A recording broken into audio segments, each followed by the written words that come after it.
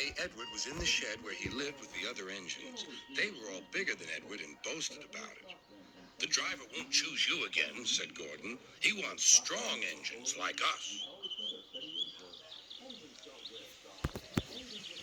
But the driver and fireman felt sorry for Edward.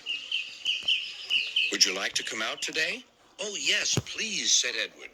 So they lit his fire, made lots of steam, and Edward puffed away.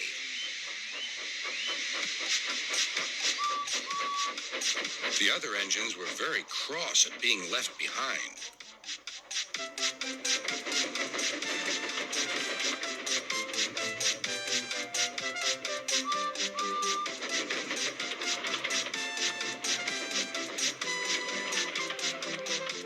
Edward worked hard all day.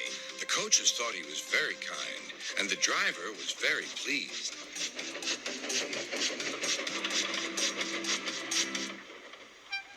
"I'm going out again tomorrow," Edward told the other engines that night.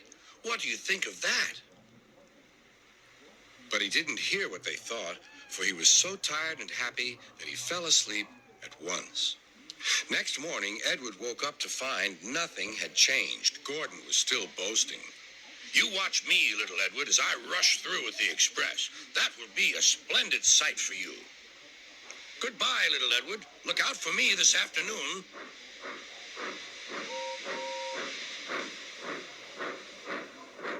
Edward went off to do some shunting. He liked shunting. It was fun playing with freight cars. He would come up quietly and give them a push. Then he would stop, and the silly freight cars would go bump into each other. "Oh," they cried, "whatever is happening?"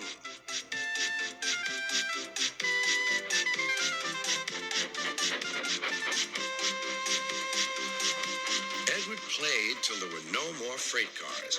Then he stopped to rest. Presently, he heard a whistle. Gordon was cross. Instead of nice shining coaches, he was pulling a dirty freight train. "A freight train, a freight train, a freight train," he grumbled. "The shame of it, the shame of it, oh, the shame of it." Edward laughed and went to find some more freight cars. Then there was trouble. "Gordon can't get up the hill," the porter called to Edward's driver. "Will you take Edward and push him, please?" They found Gordon halfway up and very cross. His driver and fireman were talking to him severely. "You're not trying." "I can't do it," said Gordon. "Noisy freight cars hold an engine back so." Edward's driver came up. "We've come to push." "No use at all," said Gordon. "You wait and see," replied Edward's driver. They brought the train back to the bottom of the hill.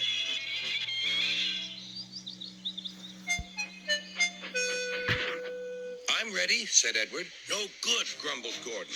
They pulled and pushed as hard as they could.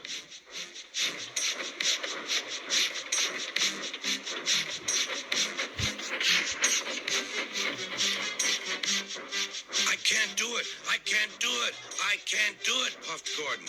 "I will do it, I will do it, I will do it," puffed Edward. Edward pushed and puffed and pushed as hard as ever he could. And almost before he realized it, Gordon found himself at the top of the hill.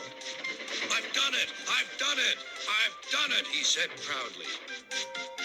He forgot all about kind Edward and didn't say thank you. Edward was left out of breath and far behind, but he was happy because he had been so helpful. At the next station, he found that the driver and fireman were very pleased with him. The fireman gave him a nice long drink, and the driver said, "I'll get out my paint tomorrow and give you a beautiful coat of blue with red stripes. Then you'll be the smartest engine in the shed."